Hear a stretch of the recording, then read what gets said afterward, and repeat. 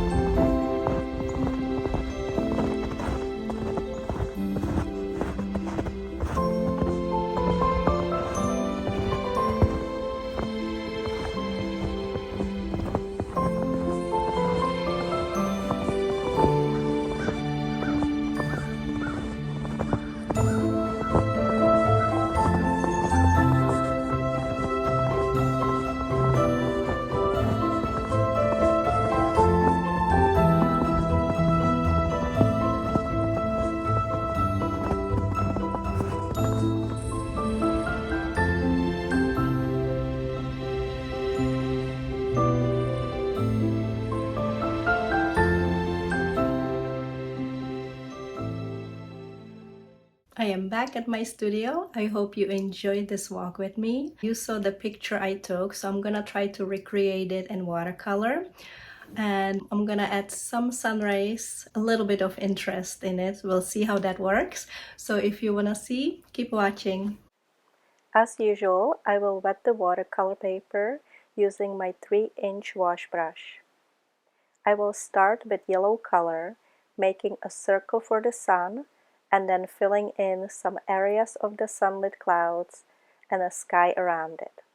I am softening the edges by brushing over it with my wash brush. Now I am mixing a little bit of the brown color with the blue together. Adding the brown neutralizes the blue color and makes the hue less vivid.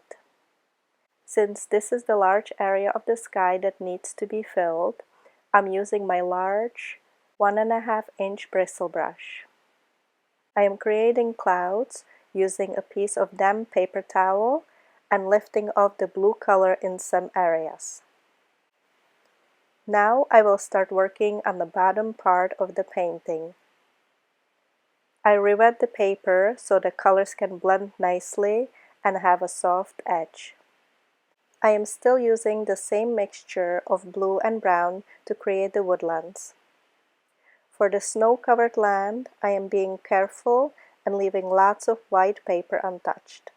I am only applying the blue color mixture in the shadow areas on the pond and along the path. I am suggesting some footprints and marks and divots in the terrain. With my smaller flat brush, I am painting vertical lines to create the illusion of individual trees. Then I start adding shadows on the snow-covered pond and establishing few areas where I see the tall grass is sticking out. To paint the big front trees, I wanted to have some fun and experiment, so I used a small bowl and I mixed a blue and brown color together. I added some water in it and a drop of dish soap, and then I took a rubber straw and blow different size of bubbles. Then I pull the bubbles out of the bowl and slowly dropping it on a paper. I am leaving the bubbles pop on their own to create the oval shapes. It's better if you alternate with larger and smaller shapes for the variations. I like how the right side of my painting looks like. It has more diversity and you can see the distinctive shapes of the bubbles. It looks nice and I am happy with the result. Then with my synthetic brush, I will lift some color off, making thin lines and creating snow-covered branches. Now I am using dark color.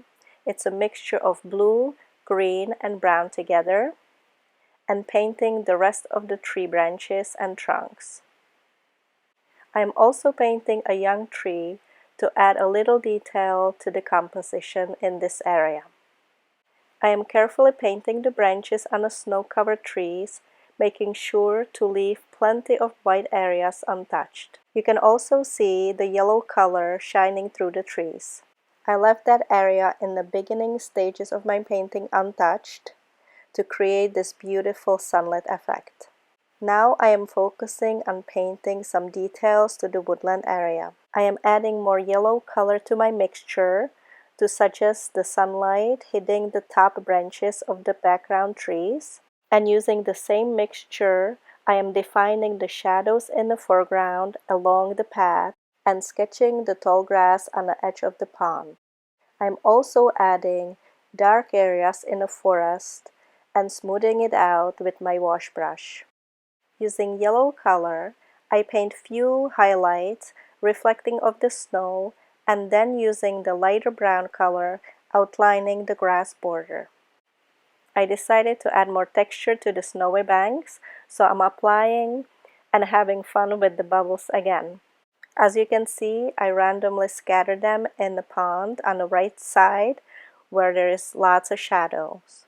I'm being carefree here because I'm gonna spray some water over this area and sprinkle some table salt to create even more variation and texture feeling of the snow. Just having fun and not being afraid of experimenting. While this is drying, I am painting some areas with my dark blue mixture, representing the front trees and bushes. I am making sure that I'm blending some of the edges into the background. This gives the forest more depth and dimension. Some of the trees stand out and some recede. I also added more shadows on the end of the path and in the sky, creating darker clouds. The painting has dried now and I scraped off the table salt. As you can see, the colors are lighter now.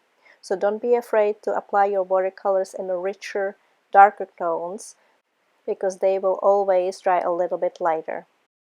Looking at the painting, I wanted to add some close-up look at the beautiful tall grass. So I'm painting it in mostly brown color. By adding some yellow to it, I lighten it, and if I want to darken it, I add some blue. This grass will be the focal point for the eye to look at and then travel through the painting towards the sun and back down through the trees and back to the tall grass again, keeping the viewer engaged in the painting.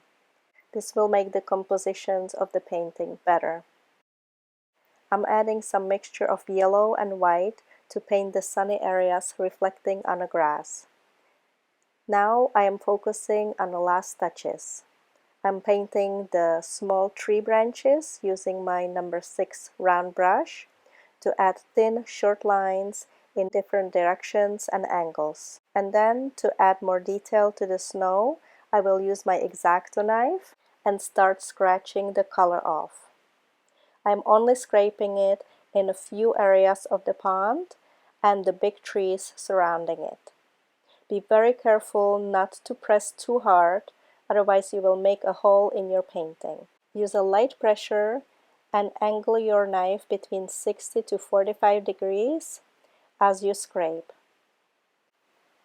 You can see I am only choosing few key areas on the tree where I scratch the color off. These areas are main areas where the sun hits the branches. This method will make the branches stand out and be bright.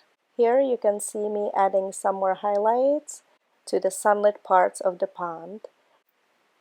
And for the finished touch, I created sun rays. I wanted to add some interest where the sun is peeking through the woods.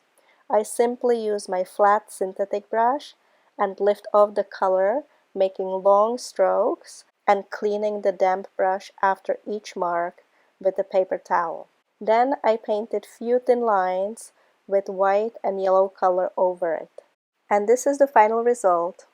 I really enjoyed painting this beautiful winter wonderland scene. Please subscribe, support me in my mission to share my knowledge, see the beauty, and paint with love and joy. Thank you for being part of this community and watching the video and supporting me. If you have any question about this painting or any other questions that you're struggling with, let me know in the comments. I would love to share my knowledge with you. We're all friends here, don't be shy. So until next time, have a lovely day and happy painting. And if you're interested in seeing a little bit more of my walk, here is a short clip.